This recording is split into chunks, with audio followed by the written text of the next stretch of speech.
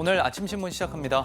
환경부가 전국에 건설 예정인 기후대응댐 후보지 14곳을 발표하자 지자체 반응이 엇갈리고 있다는 기사 먼저 보겠습니다. 네, 조선일보입니다. 신규 댐 건설 후보지인 충북 단양군과 강원 양구군의 반발은 거센데요.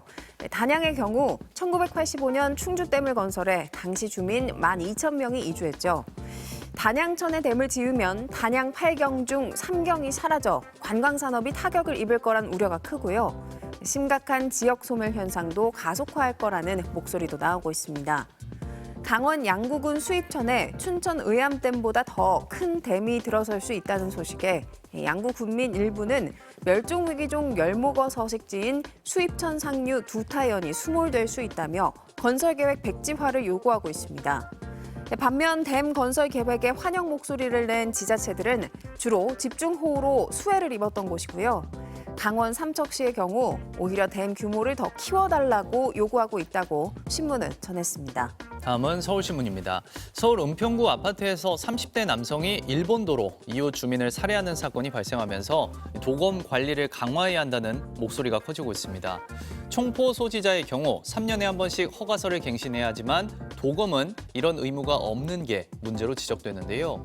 칼날 길이 15cm 이상 도검을 소지하려면 정신질환이나 전과 등 결격 사유가 없어야 하는 규정은 있지만 운전면허 발급 당시 신체 검사 결과를 참고하기 때문에 정신질환 여부를 파악하기 어렵고요. 총포와 달리 도검은 온라인에서 쉽게 살 수 있어 장식용으로 신고한 뒤 날을 세워 흉기로 쓰이는 사례도 반복되고 있습니다. 전국의 도검 소지자가 8만 명에 달하는 만큼 주기적인 소지 허가 갱신과 불법 소지자에 대한 신고 포상 금제가 필요하다고 신문은 강조했습니다. 이어서 세계일보입니다. 구하기 힘든 공연 티켓을 개인 간 거래로 구매하려다 개인정보까지 빼앗기는 사례가 늘고 있다는 기사입니다. 최근 공연 기획사들이 암표 거래 등을 막기 위해 인증 절차를 강화하자 암표 시장에서는 구매자의 계정으로 티켓을 옮기는 아이디 옮기기 사기가 성행하고 있는데요. 아이디와 비밀번호 등 개인정보를 모두 받은 사기범들은 돈만 챙긴 뒤 잠적하고요. 환불해주겠다는 말에 또 속아 중고거래 사이트 등의 계정을 빼앗기는 2차 피해 사례도 속출하고 있습니다. 현재까지 관련 사기 범죄의 피해자는 총 5,183명, 피해액은 38억 원에 달하는 것으로 파악됐습니다. 다음은 지역신문 기사 살펴보겠습니다. 먼저 국제신문입니다. 지난해 장마로 썰렁했던 부산 지역 해수욕장이 올해 활기를 띠고 있습니다. 무더위가 이어지며 부산 지역 해수욕장 관광객은 지난해보다 26% 증가했고요. 해운대 근처 특급 호텔들의 객실 예약률은 평균 90%를 넘기며 만시를 기록했습니다. 특히 송도 해수욕장이 여름 특수를 누리고 있는 걸로 나타났는데요. 송도 해수욕장 이용객은 지난해 7월 37만 명이었지만 올해 84만 명으로 2배 이상 증가했습니다.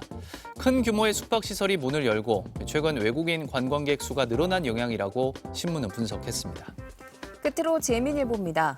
올해 제주도 내국인 관광객은 692만여 명으로 지난해보다 7.2% 줄어들었습니다. 비계 삼겹살 파동 이후 추락한 제주 관광 이미지가 좀처럼 회복하지 못하고 있는 건데요. 여행 전문 리서치 기관에 따르면 6월 제주 관심도는 33%로 비계 삼겹살 파동 이후 부정적인 논란이 잇따라 제주 관광에 대한 불신은 커지고 있고요. 이런 가운데 제주공항의 국내선 공급마저 줄어 최대 관광 성수기인 여름 휴가철임에도 관광객이 줄고 있다고 신문은 전했습니다. 지금까지 오늘 아침 신문이었습니다.